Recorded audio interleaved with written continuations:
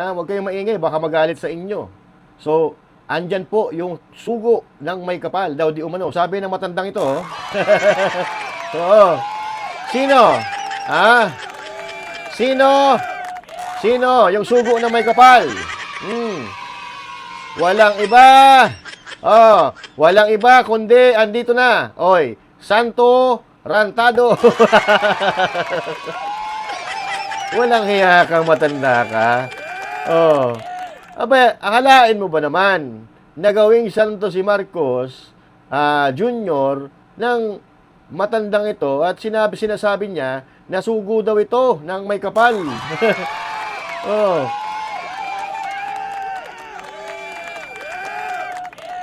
May sayad ba itong gobernador na ito?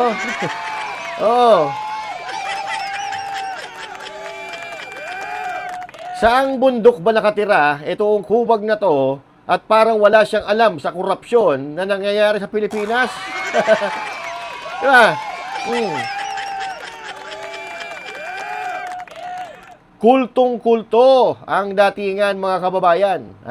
Panoorin nga natin kung ano sinasabi nito. Pero bago po tayo magsimula, huwag kakalimutan na mag-subscribe sa ating YouTube channel. Huwag din kakalimutan na mag-follow sa ating FB page. At syempre, huwag kakalimutan na mag-share, mag-comment at mag-like sa ating mga video na ina-upload. Yan. Okay?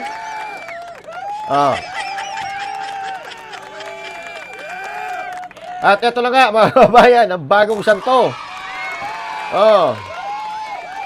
Papangalanan natin Santo Rantado. Diba? Ang dami ng profesyon ni Marcos Jr., no? Minsan reporter, minsan teacher, minsan karpintero, minsan engineer, minsan cashier sa toll gate. Ano pa ba? Marami nang pinasok ito kasi wala nagagawa bilang Pangulo kung ano-ano na ang daming profesyon. Ngayon naman, ay naging santo. Santo Rantado. Di ba? Yan ang problema natin, mga kababayan, Kaya ano na nangyayari sa mundo, Ano na nangyayari?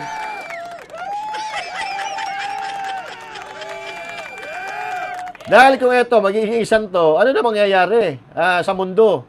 Ano to, santo ng flood control?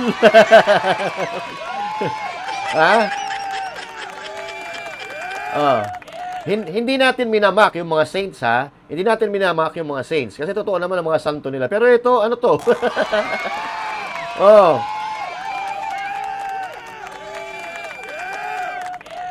Ito, santo ng baha, santo ng tubig, o santo ng pagnanakaw.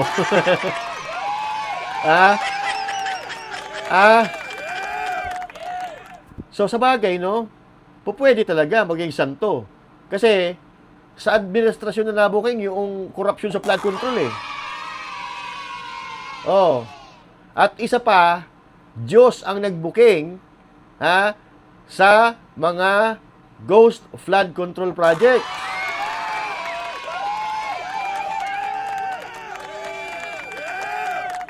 Diyos ang nagbulgar sa napakatinding nakawan na ito sa gobyerno.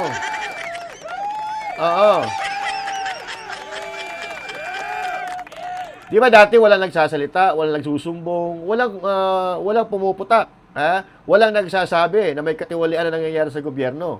Pero pinabaha ng Diyos, di ba? Pinabaha ng Diyos ngayon, tapos nabuking yung mga praning.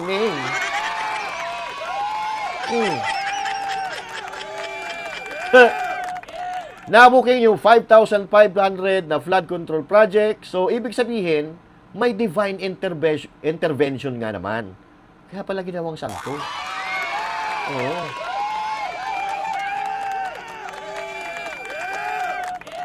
Walang nagsasalita dati, walang nagbubulgar sa nakawan sa gobyerno. Kaya ayun,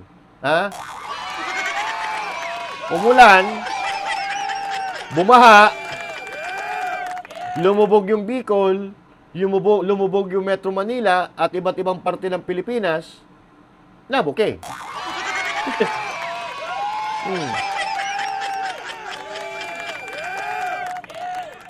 Pero pwede maging santo kasi magaling tawag dito, magmilagro.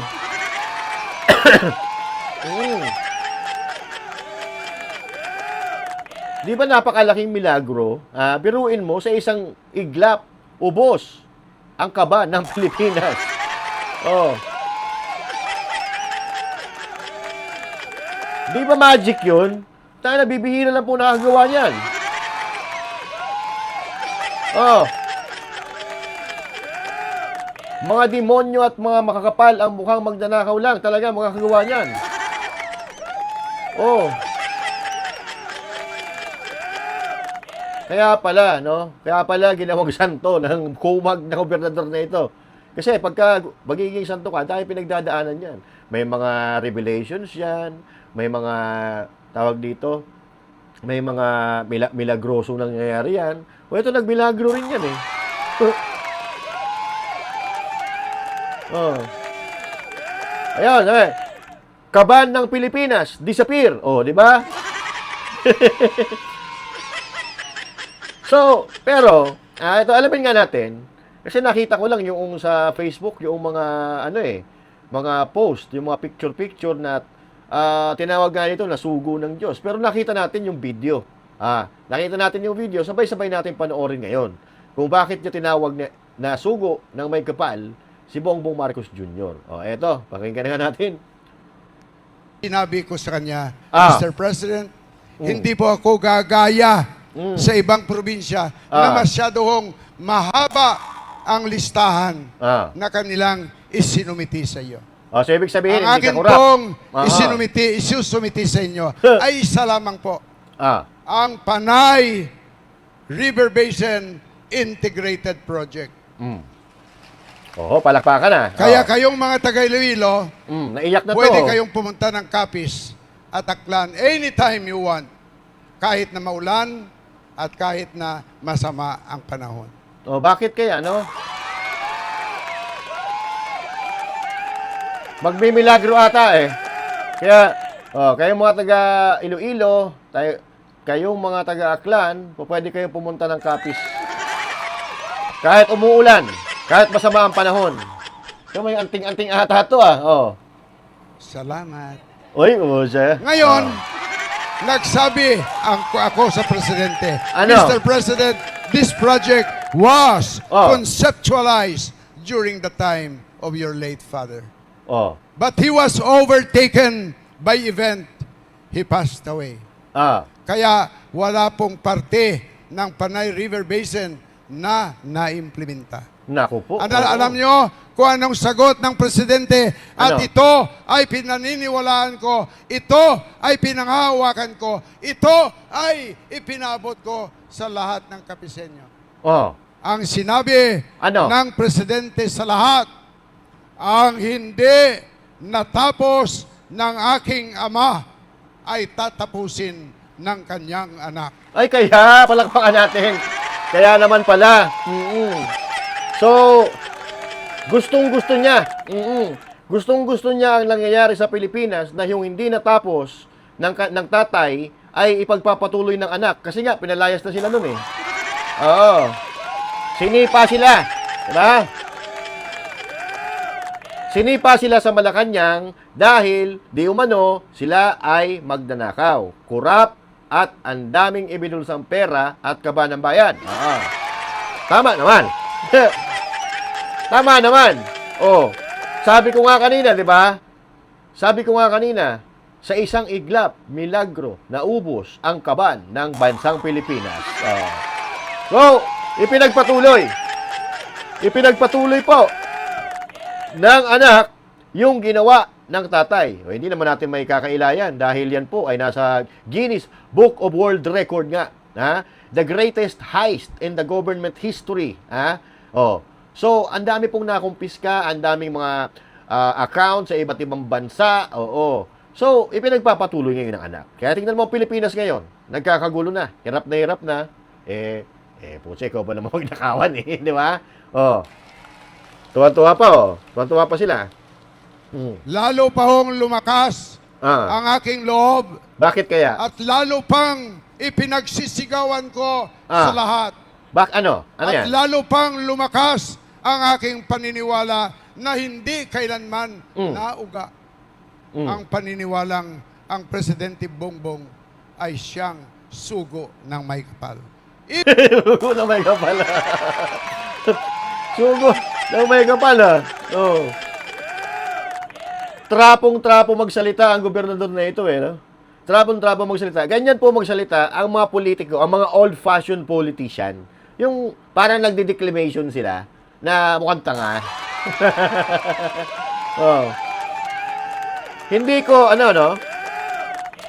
hindi ko alam kung uubra pa yung ganyan, na pananalita, yung ganyan na mga style ng mga pagsasalita sa publiko. Kasi lumang style na yan, kumita na yan eh. Kumbaga, pinaglumaan na ng panahon, hindi na pinaniniwalaan ng tao. Kasi yung mga ganyan, na mga salita, mga tono, yung mga ganyan, manloloko yan. Oo. So, trapon-trapo, di ba? Yan ang sinasabi natin. Sabi na, susungkitin ko ang bituin at ang araw para mabigyan kayo ng liwanag. Bibigyan kong liwanag ang buhay ninyo. Magtiwala lang kayo at ako'y inyong iboto. Halatang sumisip-sip ni Marcos Jr. eh.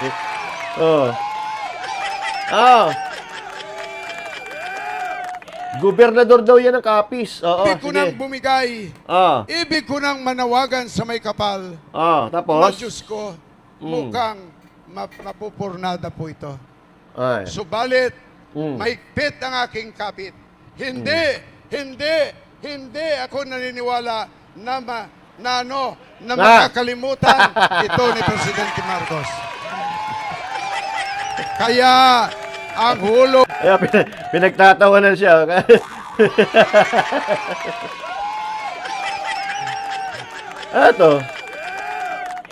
Ito, mga estudyante. Saan pinagdadampot niya? Pinagtatawanan siya eh, oh. Tuloy. ng langit ay dumating noong isang gabi. Inanunsyo Hulog ng langit, sa lahat dumating. ng balita Ah. ng Western Visayas ay maraming proyekto at binasa ni Undersecretary Claire Castro na ang Panay River Basin ay isa sa mga proyekto na isusulong ng ating Pangulo. Naka na po siya. Yun pa. Isusulong ng ating Pangulo. Ang problema, gobernador, 2 taon na lang. Wala na nga 2 taon, matatapos na termino niyan.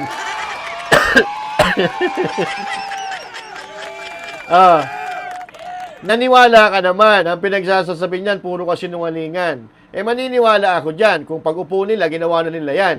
Doon sa 3 taon, 4 na taon niya, walang nagawa yan. Tapos aasahan mo sa 2 taon, gagawin niya yan.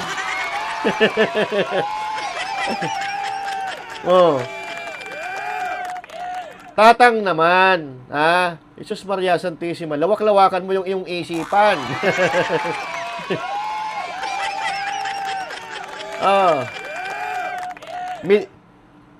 Milyon-milyon na nga ang nabudol nung nakaraan. Hanggang ngayon ba naman, hindi ka pa natatauhan? Walang hiya ka? O mga estudyante ata yun. Gani sa inyo tanan, hinapangayo ko. Patihin ninyo ang atong presidente. Ano yun? Patihin? Wala kami at Patirin. hindi kami, Mr. President, naniniwala sa mga fake news. Wait, just, Hindi po kami naniniwala sa mga sabi-sabi sa daan. Hindi pa rin siya naniniwala, no? Hindi pa rin siya naniniwala na si Martin Romualdez na nga ang nagsabi, si Saldico na nga ang nagsabi, si Chis Escudero na nga ang nagsabi na matindi ang nakawan sa gobyerno at yung mga kongresista katulad ni Erice na ito in the history of the Philippines, ito ang pinakamalaki. Tinalo pa yung tatay, tapos hindi ka naniniwala. Oh my God. Ang tanda-tanda mo na, hindi ka pa gumawa ng tama. Oo. Sa bagay, sa itsura pa lang ito, mukha rin may tama eh. Hindi po kami naniniwala Ah. sa lahat ng paninira sa iyo. Wow. Dahil sa bawat paninira sa iyo ay pagsira sa sarili nila. Kami po ay kakapit sa iyo. Kami po ay hahawak sa iyo. Oh, di ba? Hahawak ka, santo talaga eh, no? Kami po ay kakapit sa iyo. Kami po ay hahawak sa iyo.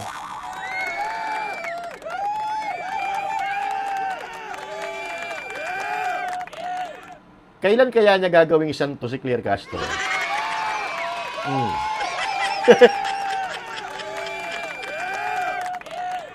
Anyway, ito ay urban legend, mga kababayan, di ba? Na sinasabi nila na diyan daw, gobernador ng Capiz, ito ay urban legend.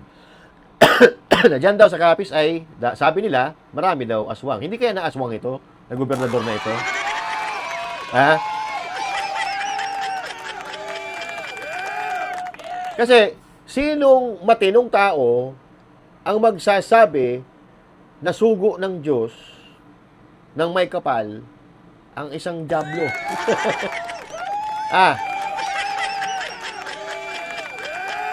Baka sugo ng demonyo. Samantalang tayo, ang mga Pilipino, nagkakagulo na dahil sa nanakaw sa gobyerno ng mga ito. Oh, siya, tinawag sugo ng Diyos.